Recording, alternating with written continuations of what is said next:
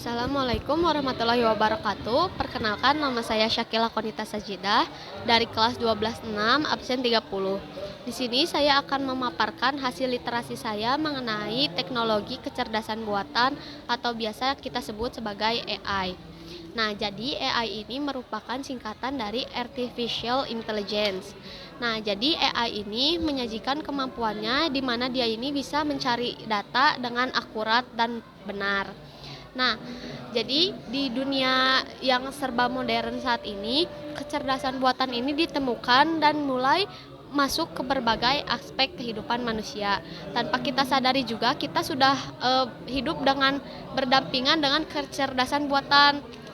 Bukan hanya ChatGPT saja, tapi kecerdasan buatan juga sudah kita dapat temukan di dunia industri. Nah, di dunia industri ini contohnya itu seperti pekerjaan manusia yang biasanya kita ambil contoh, misalkan menjahit. Nah, menjahit itu kan biasanya manusia yang menjahitnya di pabrik itu. Namun karena kecerdasan buatan sudah ditemukan, teknologi mesin-mesin ini bisa menjahit juga. Jadi mereka menjahit secara otomatis, atau kecerdasan buatan ini memproses dan melihat bagaimana manusia melakukannya, lalu mereka tiru. Jadi robot-robot yang ada di pabrik ini menggantikan pekerjaan manusia. Nah, lalu selain itu juga AI ini, kecerdasan buatan ini sudah dapat digunakan di beberapa platform seperti di aplikasi-aplikasi yang memerlukan pengenalan wajah. Nah, di HP juga kan, contohnya di HP itu kan ada kunci yang bisa dibuka hanya dengan kita memperlihatkan wajah kita, apakah wajah kita ini benar pemilik handphone ini, dan jika benar maka handphone kita akan terbuka, dan jika tidak handphone kita akan meminta konfirmasi lagi apakah ini benar pemiliknya. Jika tidak, ya salah, tidak bisa terbuka. Nah, lalu kejadian juga di luar negeri, yaitu Tesla. Nah, Tesla ini merupakan kendaraan yang autopilot.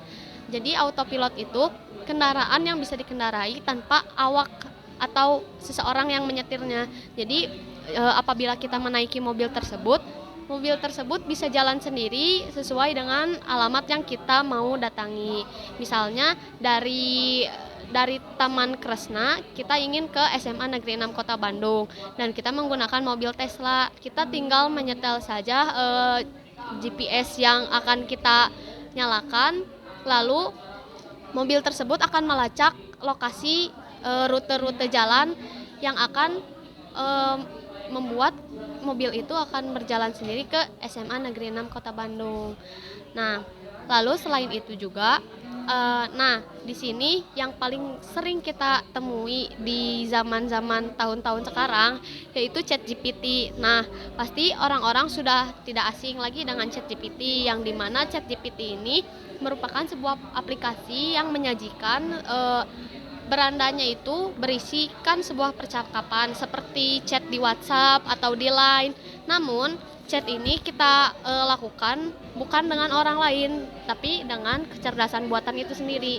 Jadi apabila kita mau menanyakan sesuatu, kita tinggal chatting aja seperti kita chat kepada teman. Misalkan kita mau menanyakan mengenai materi matriks matematika, kita tinggal chat aja chat GPT ini, bagaimana rumus matematika matriks kelas 11. Lalu ChatGPT ini akan menjawab berbagai rumus yang akan disajikan. Apabila kita merasa hal tersebut masih sulit dimengerti, kita bisa merequest kepada ChatGPT untuk mempermudah bahasa yang dia gunakan. Nanti otomatis dia akan mengubah bahasa dia dari bahasa yang sangat baku menjadi bahasa yang normal, seperti mengobrol dengan teman sendiri. Nah, itu adalah kelebihan ChatGPT. Namun ChatGPT juga memiliki kekurangan di mana jawabannya itu kadang tidak akurat. Misalkan ChatGPT ini ditanya siapa kepala sekolah di SMA Negeri 6 Kota Bandung. Seharusnya kan ChatGPT ini menjawabnya Pak Sucipta. Namun ChatGPT ini juga bisa terjadi bug atau error sehingga dia tidak menjawab kalau kepala sekolah SMA Negeri 6 Kota Bandung ini bukan Pak Sucipta, bisa menjawab Bapak siapa yang bukan Pak Sucipta. Nah, jadi terkadang belum sepenuhnya akurat. Nah, ChatGPT ini merupakan asisten virtual. Jadi asisten virtual di dalam teknologi kecerdasan buatan ini bukan hanya ChatGPT saja, namun ada banyak sekali jenis-jenis asisten virtual. Contohnya Hotpot AI. Hotpot AI ini jadi dia menghasilkan grafik, gambar, dan teks yang memukau. Jadi dia bisa membuat gambar sendiri. Nah, lalu yang kedua ada Systesia AI.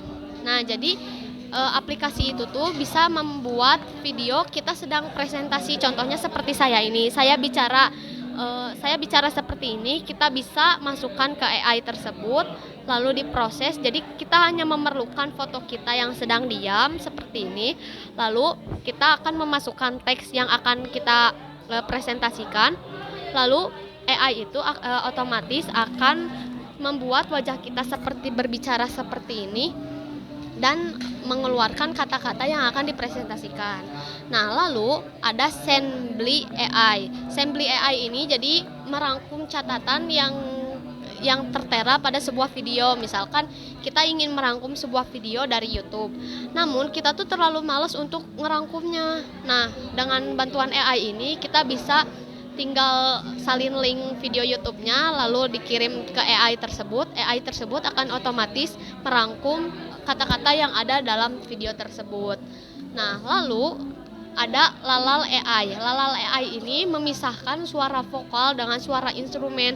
Apabila kita butuh instrumen sebuah musik, misalkan kita butuh instrumen musik Manuk Dadali, namun kita tidak memiliki instrumennya, kita hanya perlu memasukkan lagu Manuk Dadali yang ada suara vokalnya, lalu AI itu akan otomatis memisahkan suara vokal dengan suara instrumennya. Nah, lalu yang terakhir itu ada Super Meme AI. Super Meme AI ini tuh yang paling sering digunakan orang-orang untuk membuat meme. Jadi AI ini tuh gunanya adalah membuat suatu gambar yang dimana gambar ini tuh merupakan sebuah meme. Contohnya itu kayak yang sekarang itu yang lagi viral, cerita sebuah kucing yang dimana kucing ini tuh misalkan dia ditendang oleh ibunya atau dibuang oleh keluarganya, dan hasil gambar tersebut itu dijadikan sebuah meme yang dimana meme itu bercerita tentang sebuah kucing yang dibuang seperti itu. Nah, tanpa kita sadari juga selain asisten virtual tadi, ada juga teknologi kecerdasan buatan yang dimana itu tuh ada di kehidupan kita sehari-hari seperti M-Banking. M-Banking itu merupakan contoh kecerdasan buatan juga. Jadi kita tidak perlu repot-repot mencari bank di sekitar kita. Jadi kalau nggak ada bank nggak bisa ngambil uang. Nah, sekarang itu ada yang namanya M-Banking. Jadi M-Banking ini kita bisa menarik uang tanpa perlu mencari sebuah ATM. Nah, lalu ada juga seperti ojek online, lalu tempat toko berjualan online. Nah, itu tuh merupakan kecerdasan buatan juga. Nah, lalu bagaimana, apakah hal tersebut berarti baik? Tentu saja hal tersebut berarti baik. Namun di sisi lain juga pasti akan ada dampak di mana AI ini suatu saat ahli juga sudah membicarakan bahwa AI ini ada kemungkinan untuk melebihi kecerdasan manusia, yang dimana hal tersebut lebih berbahaya atau sama bahayanya dengan sebuah nuklir. Tentu saja bagaimana tidak kalau misalkan contohnya kalau AI udah semakin melampaui kecerdasan manusia, maka orang-orang itu akan lebih memilih untuk mempekerjakan AI daripada mempekerjakan manusia. Mereka akan otomatis mengalihkan pekerjaan manusia ini dengan AI, karena AI ini tidak perlu dibayar. Meskipun perlu dibayar, bayarannya itu tidak akan semahal dengan menggaji seorang karyawan. Nah, maka dari itu kembali lagi kepada diri masing-masing bahwa perspektif bahayanya AI ini itu ya kembali lagi kepada diri masing-masing, apakah kita sudah menggunakan AI ini sesuai dengan proporsi kebutuhan kita masing-masing atau kita terlalu berlebihan menggunakan AI.